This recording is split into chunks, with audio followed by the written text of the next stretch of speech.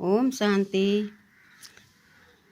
आज हम समझते हैं नरक और स्वर्ग का अंतर।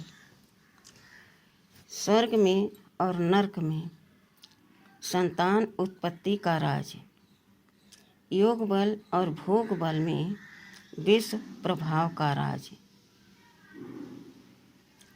तो देखिए, इस संगम युग पर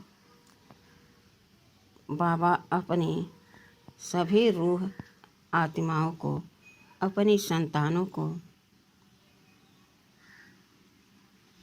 पावन, पवित्र, शक्तिशाली गुणों से संपन्न बनाने के लिए आए हैं और सबको यह संदेश देना है। सभी पावन, पवित्र, सतो प्रधान बने, सतो प्रधान दुनिया में जाने के लिए। सतो प्रधान दुनिया जहाँ सत्य ही सत्य कर्म होता, शब्द होते, दृष्टि होती, व्यवहार होता, जिसको कहा जाता सत्य युग। अर्थात शिव बाबा ही सत्य है और शिव ही सत्य की दुनिया स्थापन कर सकते हैं। इसलिए बाबा ने बच्चों को विशेष यह पुरुषार्थ दिया है। बाबा कह रहे हैं, बच्चे, इस समय जितना जितना तुम अपनी कर्मेंद्रियों को अपने अनुसार चलाओगे, जो तुम्हें श्रीमत मिल रही है उस अनुसार चलाओगे, तो तुम्हारी कर्मेंद्रियां तुम्हारे आर्डर प्रमाण चलेंगी। तो जो तुम चाहोगे वही कर्मेंद्रियां करेंगी, चलायमान नहीं होंगे, जिसे कहा जाता चंचलता, अज्ञानता। तो बाबा हमें पाठ पढ़ा रहे हैं, बच्चे, अचल अडोल स्थिति में रहकर अपनी कर्मेंद्रियों को अपने कंट्रोल में रखकर उन्हें कर्म करने का आदेश दो। अब कर्म क्या है? रोज बाबा के महावाक्य सुनो, बाबा से योग लगाओ, एक बाबा से प्रीत रखो, तो स्वतः आत्मा पावन, शक्तिशाली, कंप्लीट सतो प्रधान बन जाएगी और सत्य युग की दुनिया में जाकर राज्य करेगी। निर्विघ्न राज, जहाँ कोई किसी प्रकार का विघ्न नहीं, न तन का, न मन का, न धन का। जहाँ एक राज, एक भाषा, एक धर्म, सभी की मत एक होते हैं, विचार एक होते हैं। इसीलिए बाबा यहाँ कहते हैं, किसी के संस्कार मिले न मिले, लेकिन यह कर्म क्षेत्र पर हमारी श्रीमत पर चलकर आप सभी बच्चों को आपस में विचारों का, संस्कारों का रास करना है।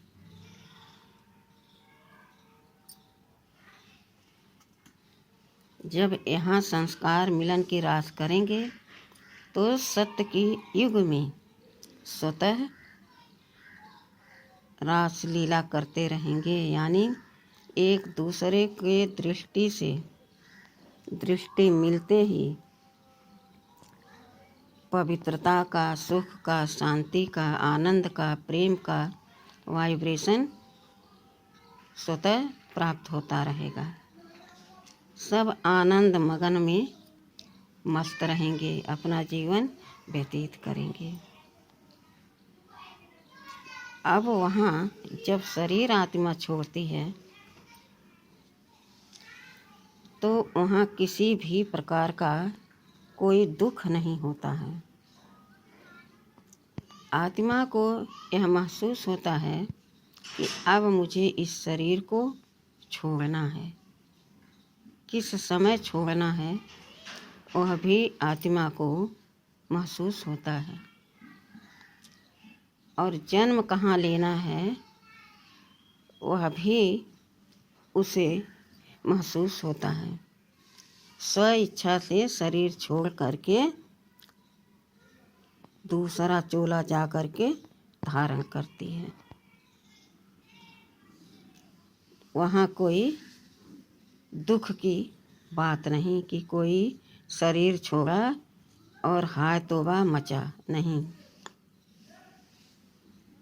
लेकिन कलयुग में, द्वापर में तो हमेशा अकाले मृत्यु होती रहती है,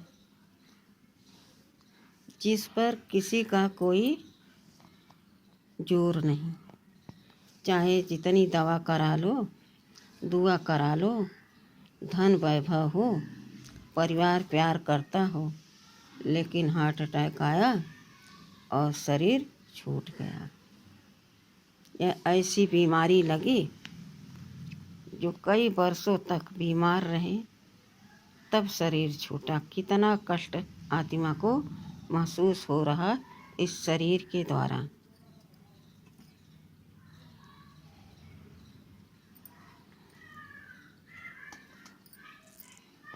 अब यहाँ की संतान कैसे पैदा होती है? पहले दृष्टि देखती है, दृष्टि से प्यार होता है, फिर मुख का प्यार होता है, चुंबन जैसे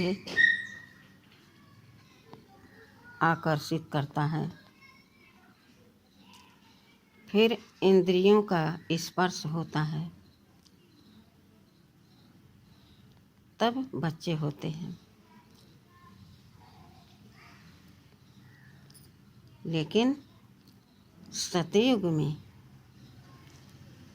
केवल इच्छा जागृत हुई कि इस समय पर हमको यह वस्तु चाहिए या संतान चाहिए।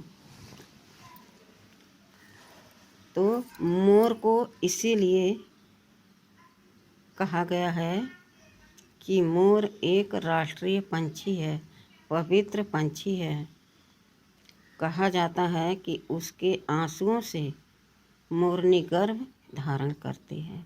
यह पवित्रता का प्रमाण दिया जाता है, प्रतीक दिखाया जाता है।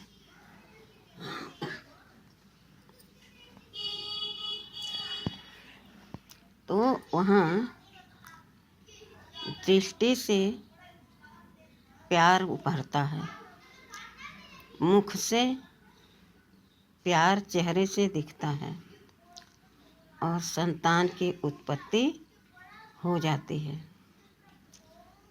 लेकिन वहाँ इंद्रियों का स्पर्श नहीं होता है, और यहाँ इंद्रियों का स्पर्श होता है। वहाँ दृष्टि से और मुख के प्यार से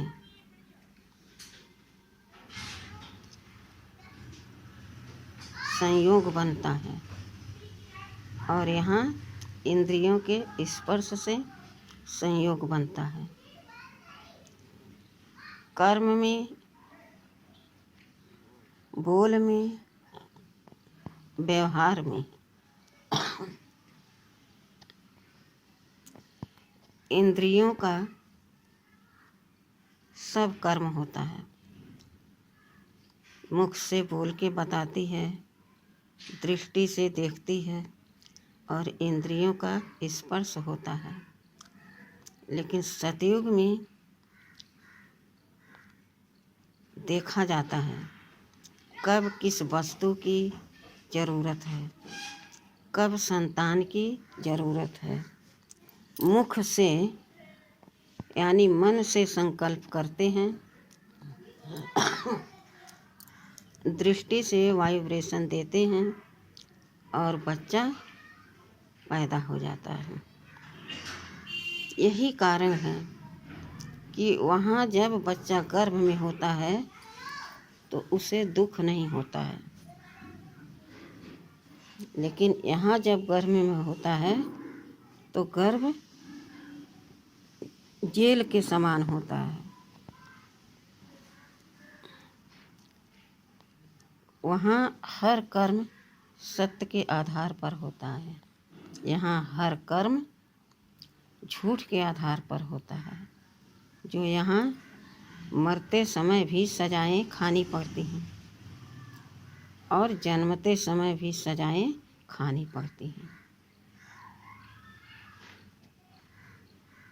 तो स्वर्ग और नरक में संतान उत्पत्ति का यह राज आज सभी को बता रहे हैं। योग बल और भोग बल में प्रभाव का राज यह भी स्पष्ट कर बताया है कि जैसा हमारी दृष्टि वृत्ति कर्म होगा उसी अनुसार संतान होगी।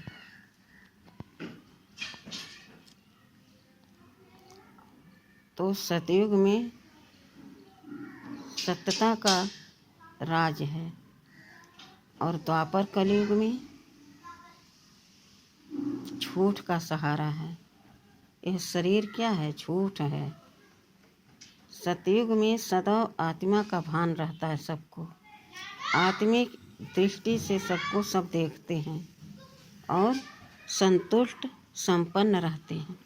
लेकिन यहाँ कितना भी सुख हो जाए न कोई सुखी सदैव रहता है न संपन्न महसूस करता है। कोई न कोई दुख हमेशा लगा रहता है। यह स्पष्ट कर बाबा ने हम बच्चों को, खासकर बीके भाई बहनों के लिए यह वीडियो डाला है। यह बाबा के महावाक्य हैं। जरूर सुने, मंथन करें, अपने अंदर परिवर्तन लाएं। अच्छा, ओम शांति।